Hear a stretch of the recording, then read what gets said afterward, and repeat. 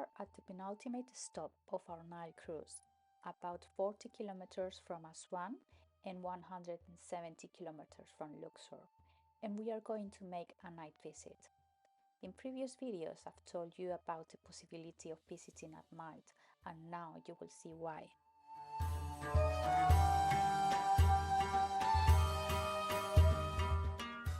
We are in the Temple of Kom Ombo, which is an unusual temple because it was built to honor two deities: Sobek, a local deity with crocodile head, god of fertility and creator of the world, and Horus, or the ancient Horus, with the head of a falcon. This is one of the most important sanctuaries of the pharaonic period dedicated to Sobek. In fact, according to Egyptian tradition, the Nile River is the sweat of Sobek.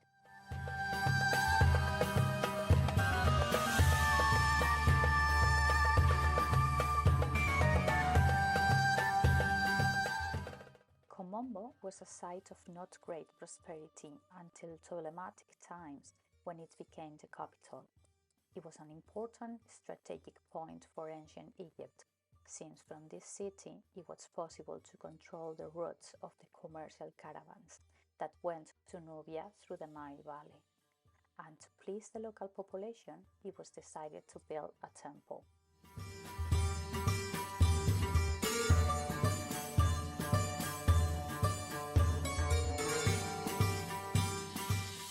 The construction of the Temple of Kom Ombo is unique and atypical.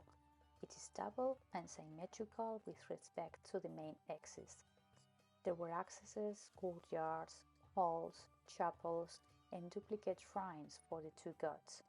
The southern half of the temple was dedicated to Sobek, and the northern half of the temple was dedicated to Horus. In its facade, there are two independent entrances, and in its interior, some spaces are shared. Its construction began under the reign of Ptolemy VI in the 2nd century BC and was completed by Ptolemy XII in the 1st century BC. And during the Roman domination, different elements were added. For this reason, many reminiscences of the Greco-Roman style can be seen in its architecture. For example, in the pylon at the entrance, which was erected by Emperor Augustus, you can see various bas-reliefs showing Roman emperors making offerings to the Egyptian gods.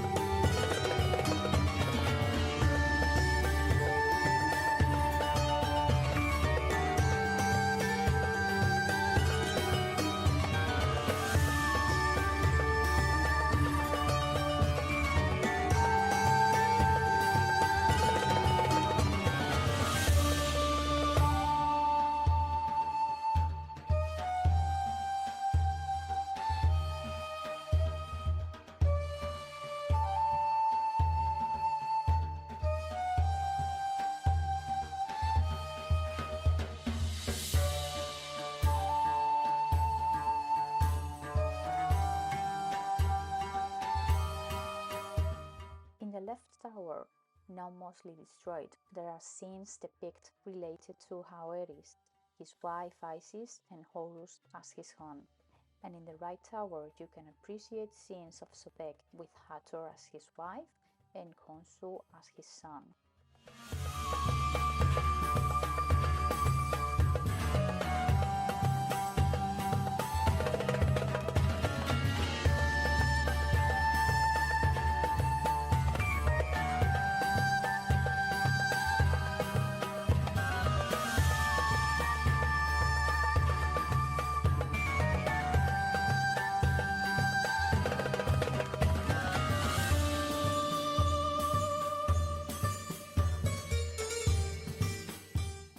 The texts and reliefs of the temple make references to liturgical acts similar to those performed at that time. The temple as such housed a specific theology. Two themes have been found to be presented in the temple, the universal and the local, both combine to create the theology of the temple.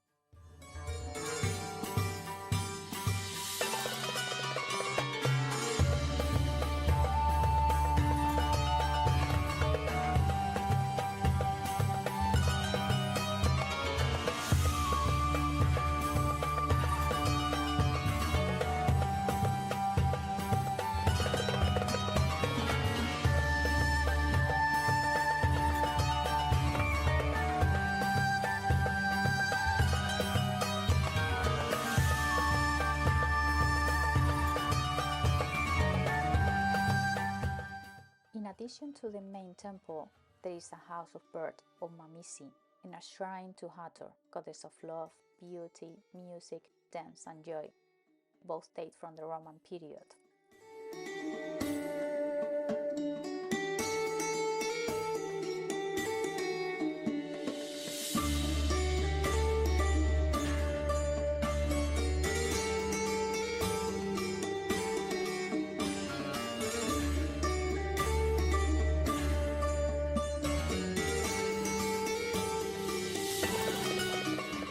The temple of Kom Ombo was not only intended for the worship of the gods and as a place to pray, it was also used to teach the art of mummification and various medical techniques. Although most of the original structure of the temple has been destroyed by successive floods of the Nile, earthquakes, and even its stones were used for other later constructions, some paintings are preserved in good conditions on its walls and testify that this site was not only a place of prayer, but also to learn how to cure the sick and mummify the dead. In one of the paintings, you can see the different surgical instruments used by the doctors. In another one, you can see bread whose fungus was used to disinfect wounds, and there are also images of the opium plant, used as an anesthetic.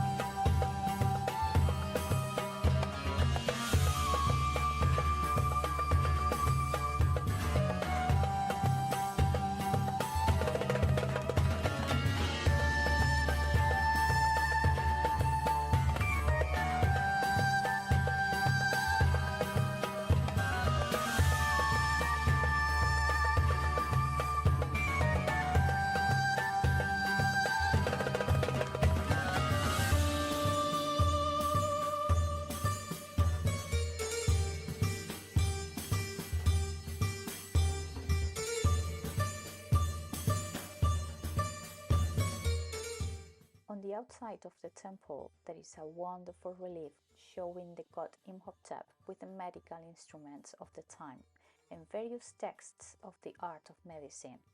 It is surprising to see that the medical instruments of the time are very similar to those used today.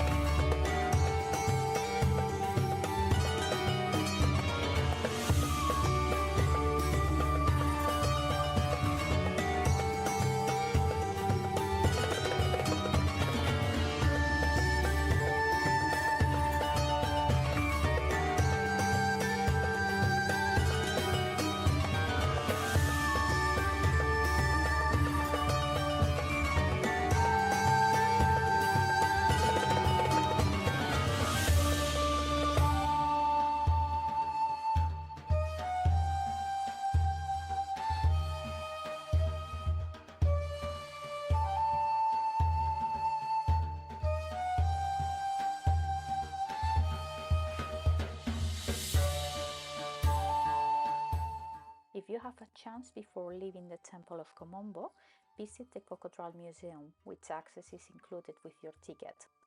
Here, archaeological remains related to the ancient Egyptian cult of crocodiles are displayed, with the mummies of crocodiles that have been found in the area and were used as objects of worship